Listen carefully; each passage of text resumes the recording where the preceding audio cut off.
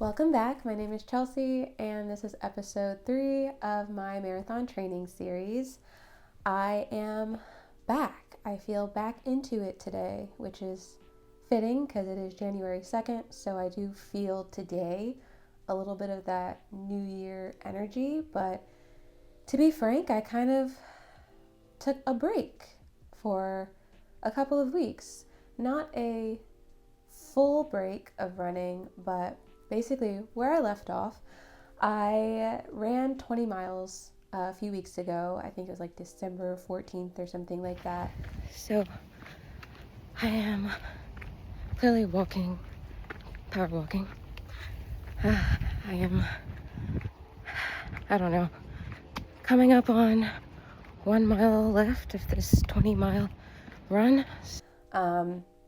That was my longest run to date. I've done some research and I see that for the most part, when you're training for your first marathon, running 20 miles tends to be the peak, which, as if you've seen the other videos in this series, you know that I'm using the Nike Run Club training app 18 weeks to marathon program. And so that actually was my peak run week.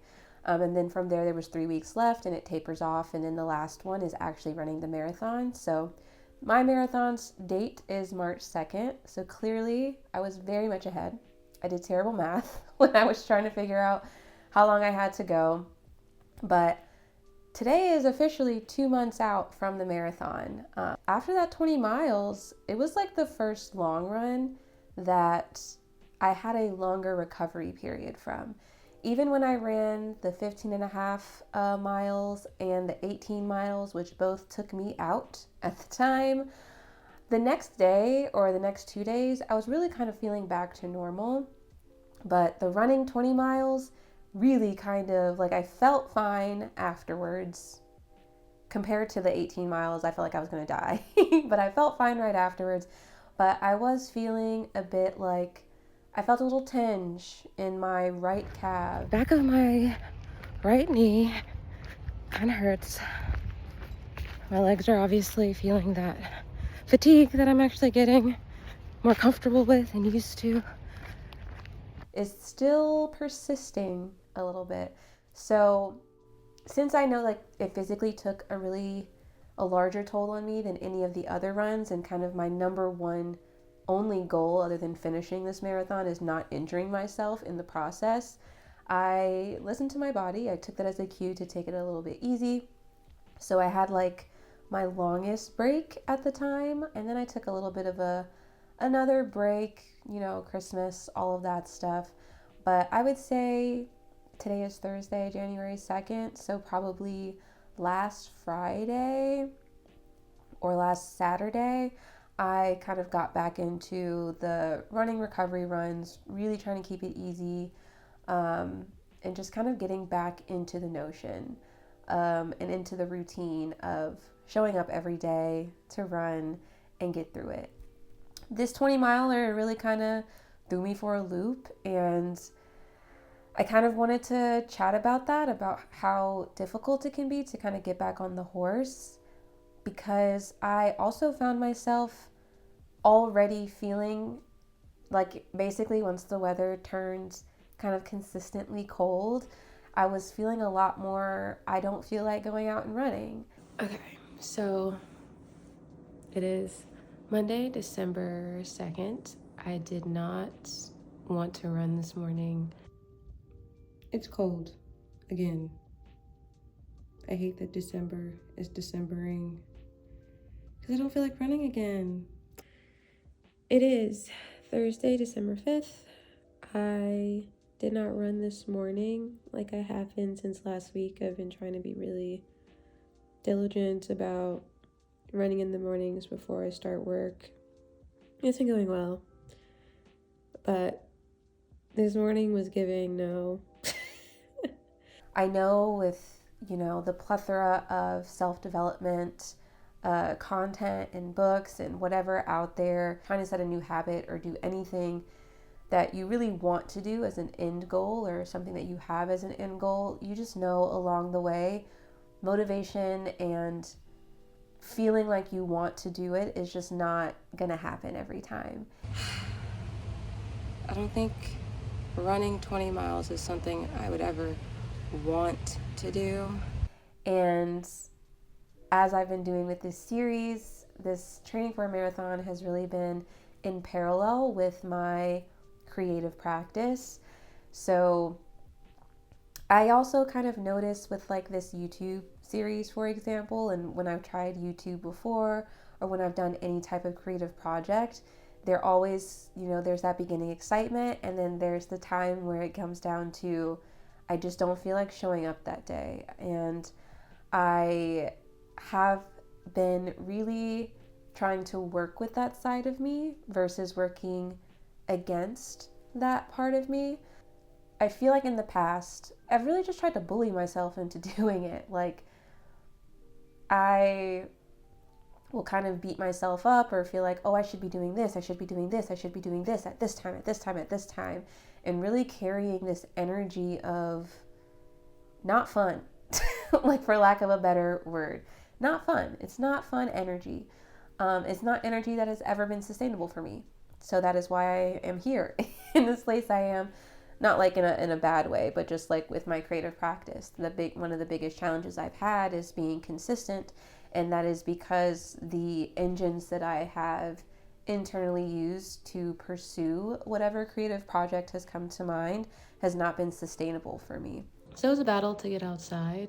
I didn't want to do it, but we got out there, did a 45-minute easy recovery run. I got my stuff on. We're going out the door.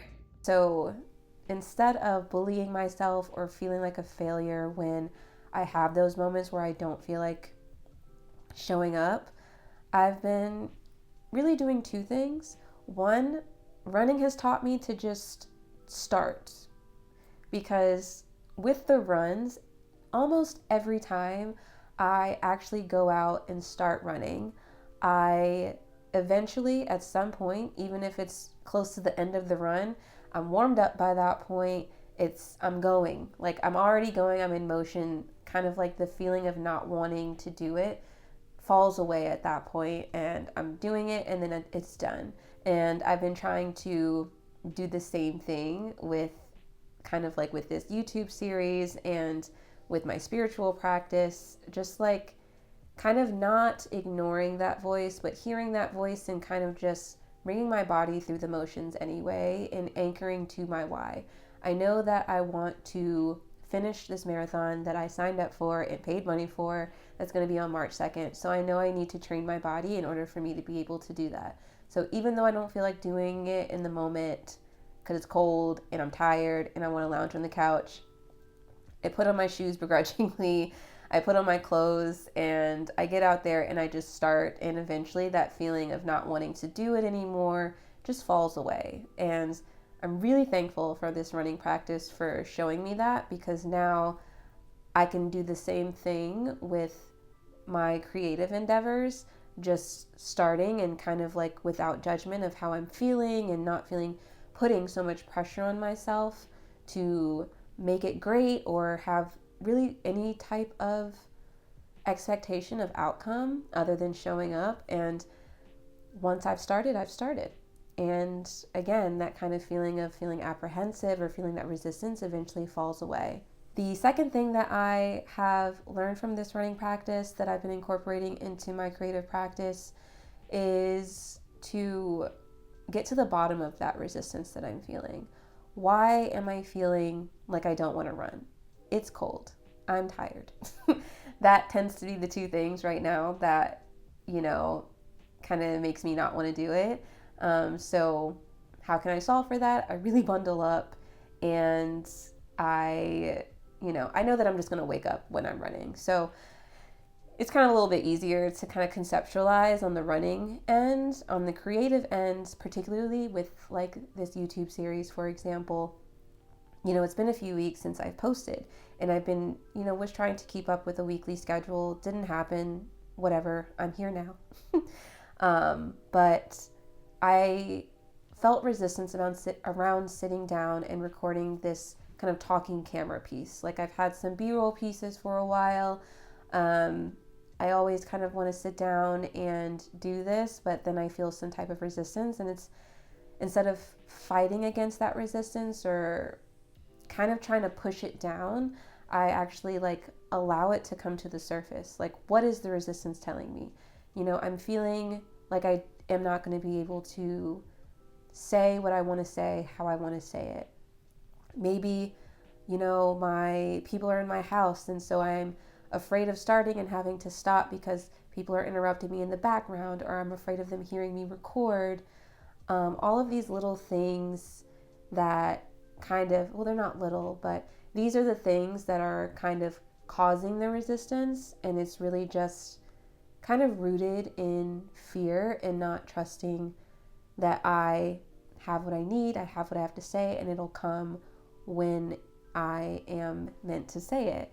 And I just kind of need to sit down and just press record and allow it to be. I think that is the third takeaway that I didn't realize I had, but that just came up, is really just allowing it to be. When it's running, it's allowing the run to be what it is, whether I feel great about it at the end, whether I'm just grateful that I did it, whether I felt like doing it in the beginning or not, whether I feel groggy, whether my calf is kind of hurting. I just kind of like, once I start, I'm able to allow the run to be. I'm able to adjust to the run with how I need it. And so far, I've been able to finish each of the runs that I set out to do. And I think that that's the same with any type of creative practice or project that I want to do, like this, that I can kind of sit down, talk to the camera, and allow it to unfold the way that it unfolds. I also feel that resistance when it comes down to actually putting the footage together and editing, and just being nervous and, again, fearful that it's not going to turn out the way I wanted it to in my mind's eye. And really, that's just me trying to control the outcome instead of allowing it to be what it is. So, to get back to the original point of this video, I took a little break. Physically, I needed it for my body, and I'm proud of myself for listening to my body, and I'm also proud of myself for getting back on the horse and starting again. And creatively, I'm proud of myself for sitting down and getting back into this YouTube series.